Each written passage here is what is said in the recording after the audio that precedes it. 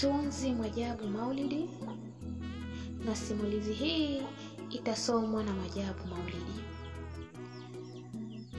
Tukumbushane ilipoishia juma lililopita. Tuliishia pale mlango ulikuwa ukigongwa sana.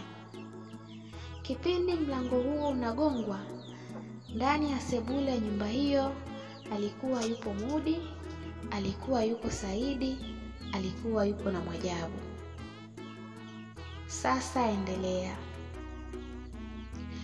Yule mtu alizidi kugonga kwa mfululizo mpaka alikera. Kwa hasira, Saidi alinyanyuka pale alipokuwa amekaa.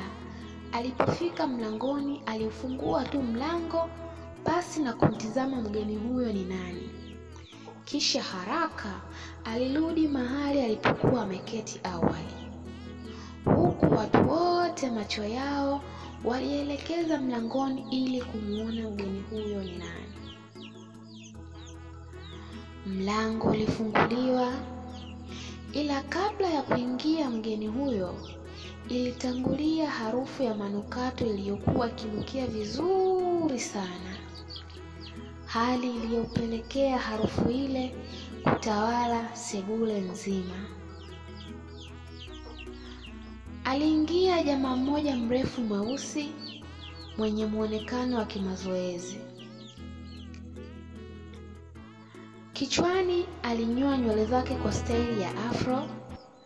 Alivalia fulana nyekundu yenye picha ya msanii Tupac na kupelekea kulichongesha umbo lake barabara. Alivaa jinsi kali nyeusi iliyochanika magotini, huku akiwa amening'iniza kitambaa chenye nembo ya mjani wa bangi katika mfuko wa nyuma ya suruali yake. Suruali hiyo ambayo ilishushwa chini ya makalio. Kisha miguuni alivalia raba moja kali nyeupe zenye nembo ya Jordan. Oe, inakuaje? Aliongea kijana yule huku akinyanyua mkono kwa ishara ya salamu. Hakuna aliyejibu salamu hiyo, huku Mudi na Saidi wakionekana kukunja sura zao. Ni wazi hawakupendezwa kabisa na ugeni huo. Mwajabu alionekana ameshikwa na wasiwasi mno. Alivunja vidole vyake huku asijue afanye nini.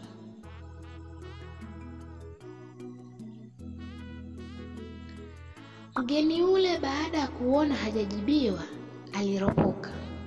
Mwajabu, ukimaliza kikao nipo hapa nje na kusubiri. Kabla jamaa hajatoka, Mwajabu aliinuka haraka kutaka kumfuata jamaa pale alipo. Dakika hiyo hiyo Saidi na yeye aliinuka kwa hasira na kumsukuma Mwajabu ambaye alitua kwenye kochi mzima. Kwa hasira, Saidi aliikunja ngumi kisha kuelekea mlangoni aliposimama yule jamaa. Alipomfikia hakumuuliza, alimtandika ngumi moja matata iliyopelekea jamaa yule kuchuchumaa chini huku akiugulia maumivu makali. Alimnyanyua tena na kumkwida fulana yake. Sasa alizungumza kwa hasira huku akitetemeka. Hivi mwanetu unatuchukuliaje? Unatuchukuliaje? Wewe ndo kidume au sio? Jibu sasa wewe boya. Yaani tumekaa hapa sebuleni unakuja kumuita dada yetu mbele yetu. Yaani leo nakuua. Bila kusubiri, Saidi alimtandika tena kichwa jamaa yule na kupelekea kutua chini mzima na kupelekea damu kumchuruzika katika paji lake la uso. Mudi alisimama haraka na kumzuia mdogo wake. Sasa alimkemea.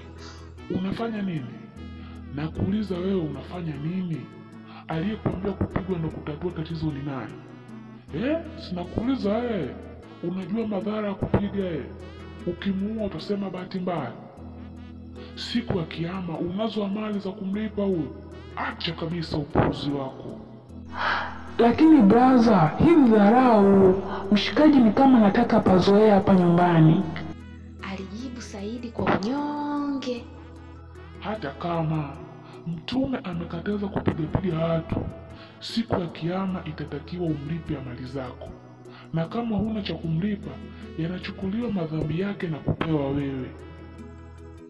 Kipindi Mudi na Saidi wanaendelea kuelekezana, Ajabu alimkimbilia yule jamaa pale chini alipo na kuanza kulia kwa uchungu. Fredi, amka Fredi, amka. Kitendo hicho kilipelekea kaka zake wamgeukie na kumtizama kwa jicho la hasira. Sehemu ya pili tunaishia hapa. Tukutane tena sehemu ya 3. Mpaka juma lingine tena, msimulizi wako ni mimi Mwajabu Maulidi Msangule. Usisahau kusubscribe channel yetu ya Binti Maulidi TV. Mpaka siku nyingine tena. Bye bye.